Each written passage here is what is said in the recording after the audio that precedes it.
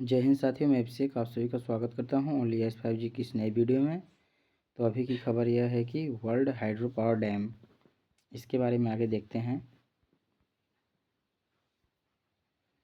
2021 में वैश्विक स्थापित जल विद्युत क्षमता लगभग 1400 गीगावाट तक पहुंच गई है, जो सभी नवीकरणीय ऊर्जा प्रौद्योगिकियों में से सबसे अधिक है।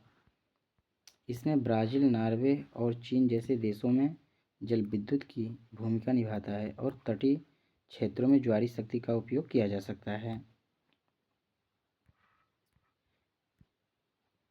चीन ने तिब्बत में दुनिया की सबसे बड़े हाइड्रो पावर डैम के निर्माण को मंजूरी दे दी है। यह हाइड्रो पावर डैम यारलुंग जांगबो नदी के निचले हिस्से में बनाया जाएगा।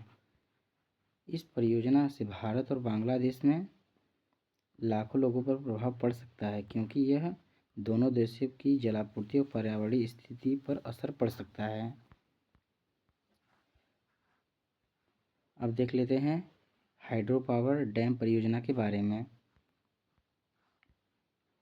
इस डैम से सालाना 300 बिलियन किलोवाट घंटे की बिजली का उत्पादन कर सकते हैं, जो चीन के थ्री गॉर्जेस डैम की क्षमता से 3 गुना अधिक है। इस परियोजना से चीन की कार्बन पिकिंग और कार्बन न्यूट्रलिटी लक्ष्य को पूरा करने में महत्वपूर्ण भूमिका है।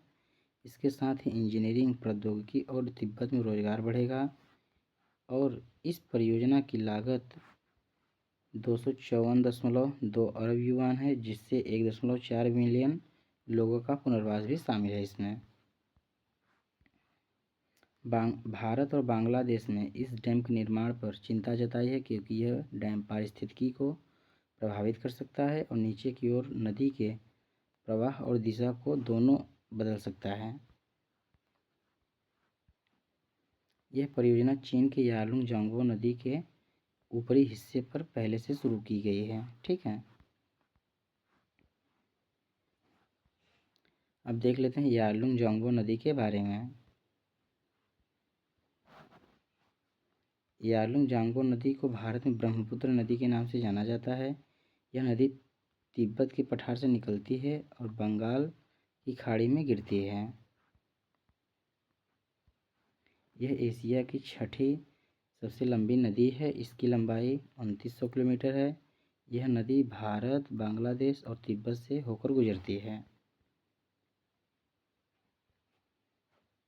नामचा पर्वत के शिखर के पास पहुंचकर यह नदी अंग्रेजी के यू अक्षर जैसा मोड़ बनाती है और भारत के अरुणाचल प्रदेश में गोर्ज के माध्यम से प्रवेश करती है। अरुणाचल प्रदेश में इसे दिहांग के नाम से जाना जाता है और यह बांग, लोहित, केनुला तथा अन्य सहायक नदियाँ इसके साथ मिलकर ब्रह्मपुत्र नदी का निर्माण करती हैं। यह नदी तिब्बत की सबसे लंबी और चीन की 5वीं सबसे लंबी नदी है। यह पश्चिमी तिब्बत में अंगसी ग्लेशियर से निकलती है।